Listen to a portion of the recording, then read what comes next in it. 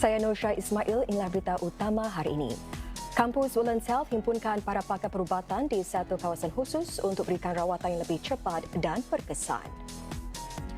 Lebih ramai kaki tangan bank bakal dilatih untuk mengecam tanda-tanda penderaan keuangan dalam kalangan golongan warga emas. Presiden Trump kerahkan 2 kapal selam nuklear Amerika ke kawasan lebih dekat dengan Rusia.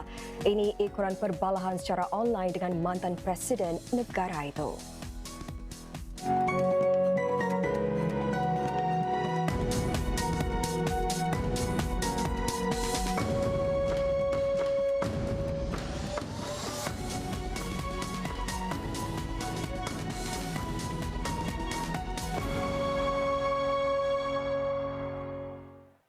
Salam sejahtera. Sebuah pusat baru untuk merawat ulcer kaki akibat kencing manis dibuka di kampus Woodlands Health. Ia menghimpunkan pakar-pakar perubatan ke satu kawasan khas untuk memberikan rawatan yang lebih segera dan berkesan. Kampus tersebut juga menjalankan program perintis teknologi kecerdasan buatan AI untuk mengesan keuzuran dengan lebih baik dalam kalangan para pesakitnya. Digabungkan dengan program sebelum ini untuk merawat masalah tersebut, ia berjaya mengurangkan kes pesakit yang berisiko dipotong bahagian tubuh mereka sebanyak 90%. Woodlands Health akan berusaha meningkatkan pengesanan menerusi pusat penilaian kolorektal yang dijangka siap lewat tahun ini. Ia juga akan bekerjasama dengan NHG Health untuk mendekati masyarakat bagi pemeriksaan bara payudara. Sebuah hospis juga sedang dirancang seawal tahun hadapan. We have our grassroots, our volunteers, corporate volunteers including, working together with us, outreaching to seniors. We have an unprecedented opportunity as Singapore ages to reach out to people who might be sick, uncover them and take early actions. Lebih ramai kaki tangan bank di barisan hadapan bakal dilatih untuk mengecam tanda-tanda penderaan keuangan dalam kalangan golongan warga emas. Ini dilakukan di bawah usaha yang diluaskan oleh penyedia latihan NTUC Learning Hub. Sebagai permulaan, UOB akan meningkatkan kemahiran 400 kaki tangannya menjelang akhir tahun ini. Semuanya dengan matlamat untuk menangani peningkatan kes-kes sedemikian di merata negara. Kaki tangan bank ini sedang melakonkan senario untuk memahami cara mengesan dan menghentikan penderaan keuangan yang berlaku dalam kalangan anggota keluarga. Antaranya dengan meneliti gerak-geri pelanggan warga emas yang terdesak atau terlalu takut untuk bersuara. Normally they are already prepared by their family members. Yeah, so when they came down, their family, the abuser, we came with them together. So it's very hard for us to directly tell them or ask some questions that they may avoid also. Kes-kes termasuk mengeluarkan jumlah wang yang besar dan penutupan akaun secara mendadak atau menambah nama pemegang akaun baharu di bawah tekanan. Dalam tempoh 6 bulan lalu saja, UOB mengesan insiden sedemikian naik seganda berbanding tahun lalu. It's quite common and is a little bit below the radar, if you ask me. Scams, I think, is getting a lot more attention, but this is a real social problem. And I think it's a lot deeper than scams because this is from the family members. Bank-bank lain turut menyaksikan masalah sedemikian meningkat dan kini berusaha untuk melatih kaki tangan masing-masing bagi menangani isu kompleks yang melibatkan keluarga. Pihak UOB juga akan berganding bahu dengan pusat-pusat penuaan aktif lewat tahun ini bagi meningkatkan kesedaran awam dan membimbing warga emas tentang bagaimana mereka boleh mendapatkan bantuan. Kes-kes sebegini dijangka menjadi semakin meruncing sedang penduduk Singapura menjadi semakin menua. Sempena sambutan SG60, Persatuan Muhammadiyah mengagihkan 1,400 paket nasi biryani kepada para penerima bantuan dan pekerja hijrahan. Daripada jumlah tersebut, sebanyak 400 paket biryani barakah diagihkan kepada 130 keluarga berpendapatan rendah di Pusat Kesihatan dan Jagaan Siang Muhammadiyah MHCC siang tadi. Inisiatif Biryani Baraka bertujuan untuk memperkukuh hubungan Persatuan Muhammadiyah dengan masyarakat, khususnya keluarga berpendapatan rendah, warga emas serta pekerja hijrahan yang memainkan peranan penting dalam pembangunan negara. Turun menyokong usaha tersebut adalah sekitar 120 sukarelawan serta 8 kumpulan penunggang motosikal yang membantu menghantar nasi biryani ke rumah para penerima bantuan. Bila kita dapat berita yang Muhammadiyah memerlukan volunteers untuk bikin contribution untuk agi-agi makan, kita terus setuju. Pasal this is part of our family punya program yang kita selalu alu-alukan lah. We are more than happy to be part of this SG60 National Day punya program. So in conjunction of Muhammadiyah ada bikin ni SG60, kita pun sekali jalan sambil dapat beramal. Setiausaha Agung Persatuan Muhammadiyah Cik Rozana Abdul Salim menyifatkan acara tersebut sebagai satu wadah bagi kumpulan masyarakat yang berbeza bekerjasama dalam menyumbang kepada inisiatif tersebut. Sesuai dengan tema SG60 di mana kita ingin memberikan masyarakat wadah untuk care, connect and contribute. Jadi dengan harapan mungkin ini adalah satu acara yang kita dapat masyarakat untuk bersama menyatu padu dan memberikan kepada lebih ramai lagi pekerja asing dan juga masyarakat yang memerlukan di Singapura. Acara ini berjaya dilaksanakan hasil kutipan dana sekitar $7,000 daripada orang ramai serta sumbangan dari restoran, juga para penderma daging korban. Baki 1,000 bungkus nasi biryani pula bakal diagihkan kepada para pekerja hijrahan dan keluarga berpendapatan rendah di Bukit Batok pada 10 Ogos nanti. Kawasan yang terjejas di Tanjung Katong Road South dibuka semula-mulai hari ini. Ia seminggu selepas kejadian tanah jelus yang berlaku membaham sebuah kereta. Bahagian jalan raya dari East Coast Parkway ECP yang menghala ke Mountbatten Road sudah dibuka sekitar tengah hari tadi. Khidmat bas yang dilencongkan sebelum ini juga sudah menyambung semula laluan perjalanan masing-masing. Penguasa pengangkutan darat LTA menyatakan bahawa jalan raya tersebut dinilai sebagai selamat untuk digunakan.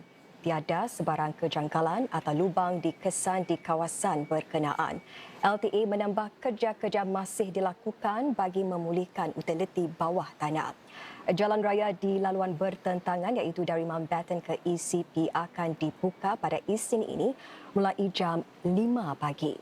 Khidmat bas juga akan menyambung semula laluan perjalanan menghala ke barat dan berhenti di semua perhentian bas yang sebelum ini terjejas. Pelbagai perkembangan luar negara menyusul sekembalinya berita. Di Gaza, WHO kirimkan 11 truk bekalan perubatan bagi menyelamatkan nyawa. Laporannya sebentar nanti.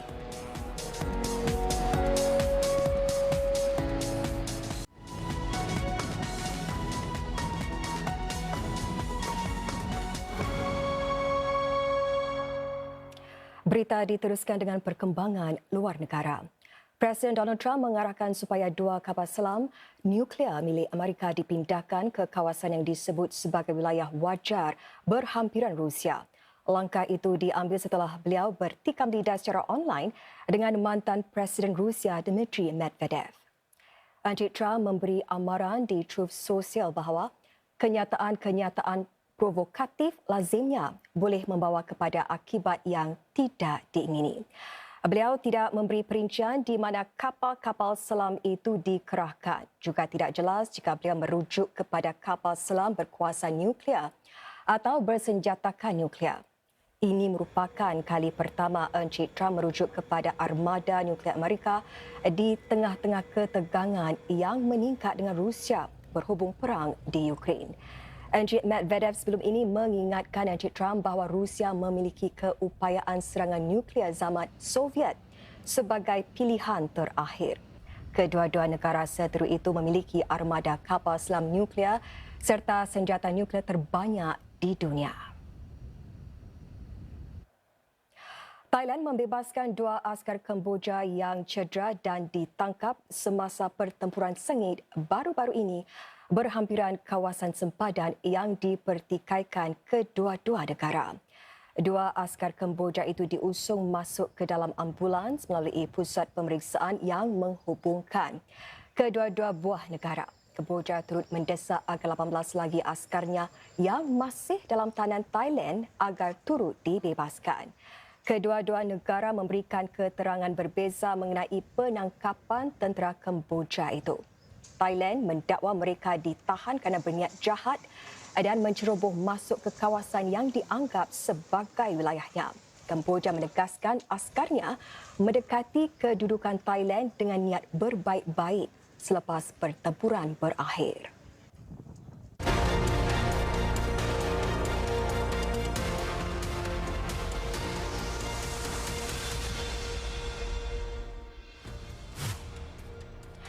Gunung Lewotobi laki-laki di Indonesia sekali lagi meletus buat 2 hari berturut-turut. Kali ini ia menghamburkan debu setinggi 18 km ke udara. Ia antara letusan gunung berapi yang terbesar di negara itu sejak 2010. Mujur tiada kematian dilaporkan. Gunung itu kini diletakkan di bawah tahap amaran tertinggi. Pertubuhan Kesihatan Sedunia WHO mengirimkan 11 truk bekalan perubatan untuk menyelamatkan nyawa ke gudang barunya di Gaza. WHO sebelum ini menyatakan bahawa keperluan kesihatan di Gaza kini sangat meruncing. Ini berlaku selepas utusan Presiden Trump ke Timur Tengah Steve Witkoff melawat kawasan yang dilanda perang itu sejak semalam. Kementerian Haji dan Umrah Arab Saudi melaporkan lebih 1.2 juta jemaah sudah pun tiba di negara itu untuk menunaikan umrah sejak musim baru dilancarkan bulan lalu. Jumlah tersebut dilaporkan satu peningkatan ketara sebanyak 30% berbanding tempoh yang sama tahun lalu. Musim umrah kali ini dilancarkan dengan pemprosesan visa digital yang dikendalikan melalui platform Nusuk. Segmen Berita Plus malam ini beri tumpuan kepada sambutan Hari Kebangsaan ke-60. Kami kebalik tabir untuk meninjau persiapan para artis dan peserta yang bakal beraksi pada 9 Ogos nanti. Teruskan bersama berita.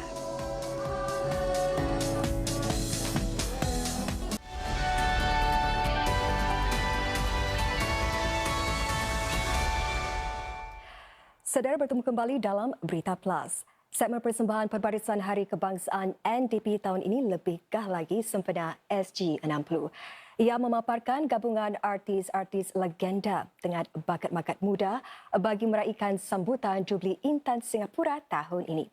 Berita Plus minggu ini kebalik tabir untuk meninjau persiapan para artis dan peserta yang bakal beraksi pada 9 Ogos nanti.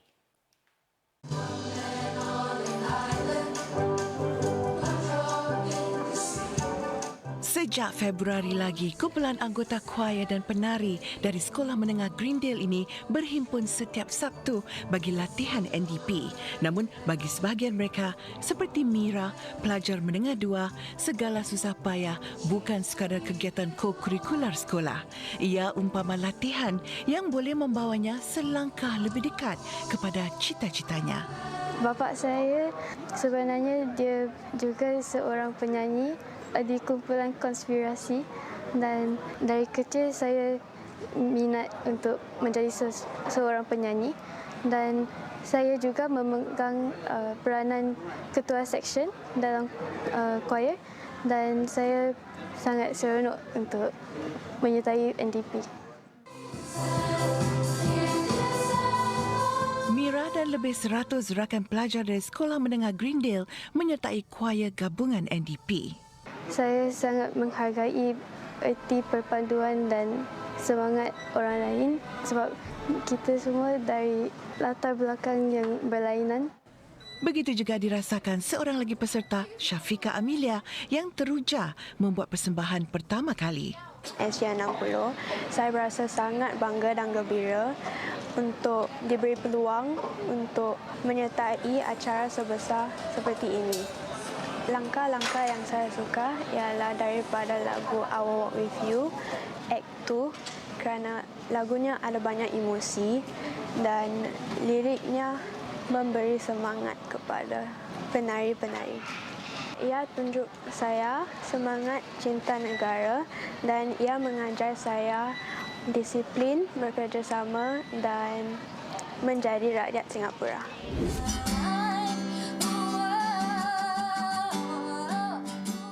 Tahun ini juga istimewa bagi pelajar diploma muzik LaSalle ini yang menyanyi secara solo buat pertama kali di NDP. I'll be living for the day where our differences make us whole. Amat teruja dapat mempersembahkan lagu Room at the Table by Charlie Lim. Lagu ini amat bermakna dan saya harap saya boleh memberi inspirasi kepada ramai belia-belia untuk mencapai impian mereka. Saya harap rakyat Singapura akan betul-betul mendengar lirik-lirik saya menggantikan sebuah Singapura yang bersatu padu. Daripada 3 persembahannya, yang terakhir paling menyentap naluri. Mari kita rakyat Singapura sama-sama menuju. Amat bertuah dapat diberi peluang untuk memulakan lagu kebangsaan adalah tanggungjawab yang amat besar dan penting. Selain meraihkan bakat-bakat muda, NDP kali ini turut memberi penghormatan kepada penyanyi legenda seperti Ramli Sarip dan Rahimah Rahim. Lebih istimewa lagi, persembahan Rahimah Rahim bersama Benjamin King akan dilakukan secara serentak dari 2 lokasi.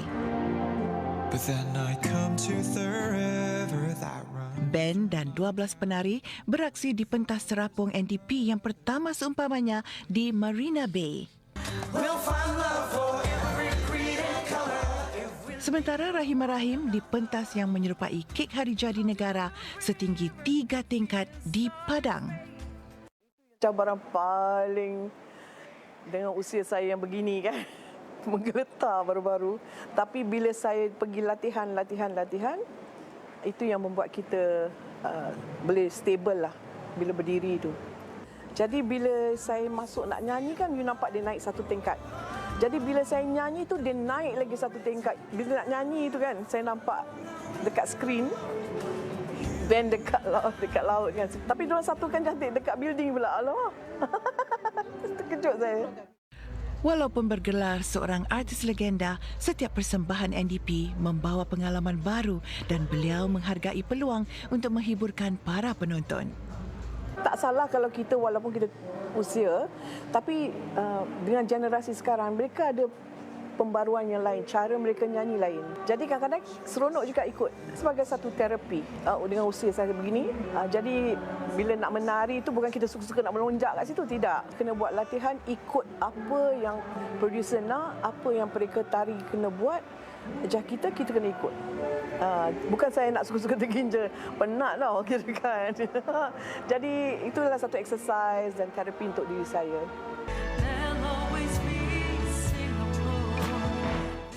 Sempena SG60 ini, segmen persembahan akan menggabungkan elemen lama dan dijayakan oleh 39 artis dan lebih 3,000 peserta.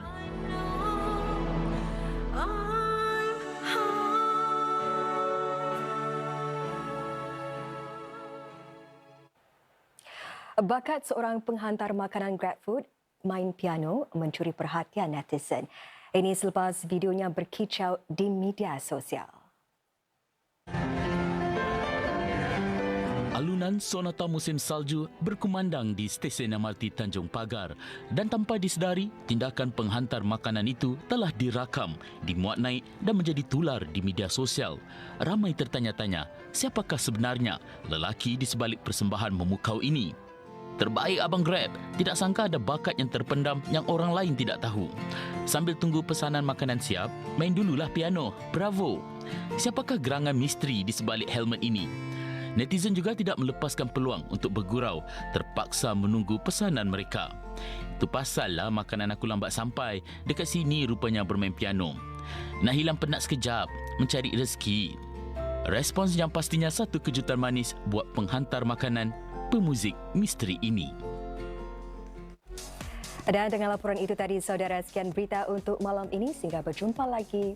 Salam hormat.